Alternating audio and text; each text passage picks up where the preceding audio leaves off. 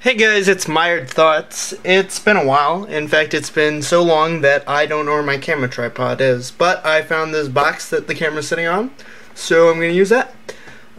Anyway, the reason I'm making this video is because today I was out and I was by my local Toys R Us and I decided to stop by because I had heard that Toys R Us was receiving some of the newer Nerf Elite blasters.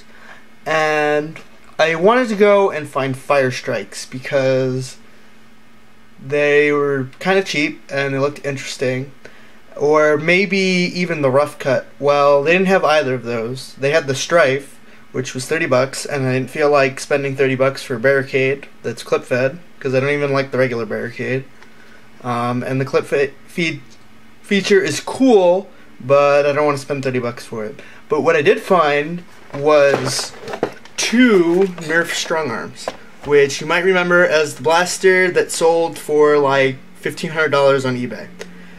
So these are really cool. I'm actually really glad that I found this. I didn't even know that Toys R Us was getting them yet, and they're really cool.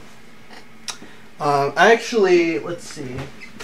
Pretty sure I have a Spectre here. I don't know if I have a Maverick. I'm pretty sure maybe if I dig for it I could find it. I do. Alright, so you can see that the Strongarm is really cool because the Fire Strike is pretty much a reshelled Night Finder.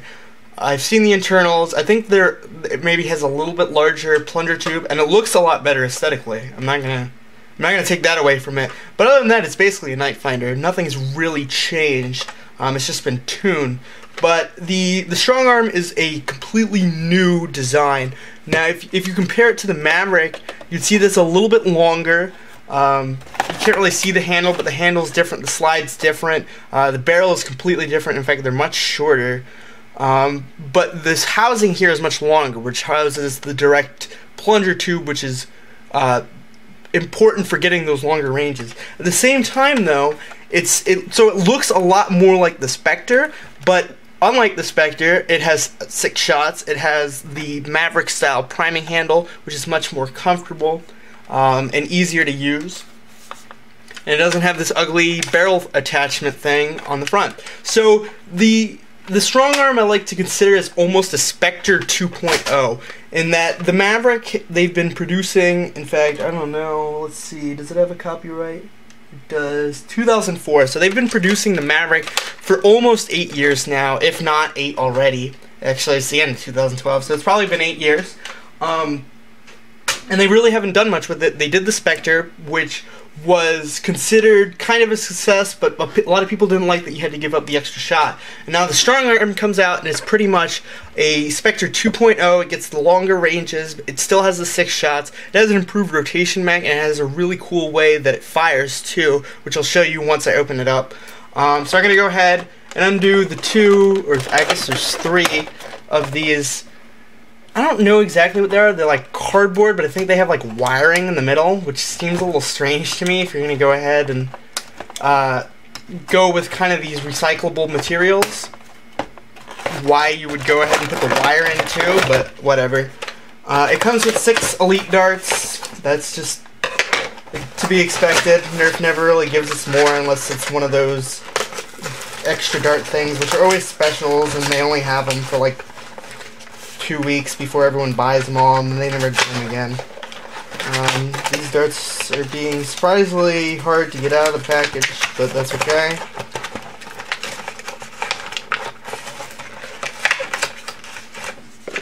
I don't think that there's anything real interesting on the back. It shows the Retaliator and the Rampage, which we already knew about. It does claim 75 feet, which all of them do. It says it has slam fire, so we will have to try that out. But other than that, now right ahead you can see that the Strongarm is very similar to the Maverick or the Spectre. The handle is very, I want to call it thick, I guess. It's not like super long, but it feels nice in your hand. Yeah. The priming slide is very smooth.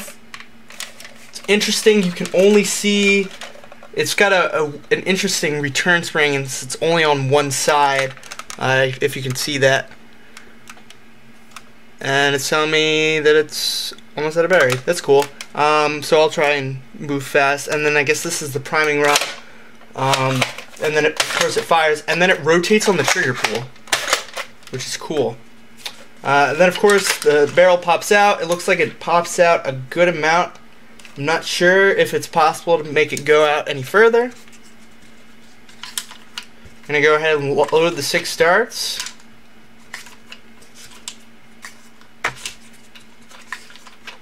It's a nice range. I think you can get about 4 in without rotating it. So I'm gonna fire once. It's definitely shooting pretty hard. And then I'm gonna try and slam fire the last 3. Which basically you hold down the trigger and pull this back and it fires.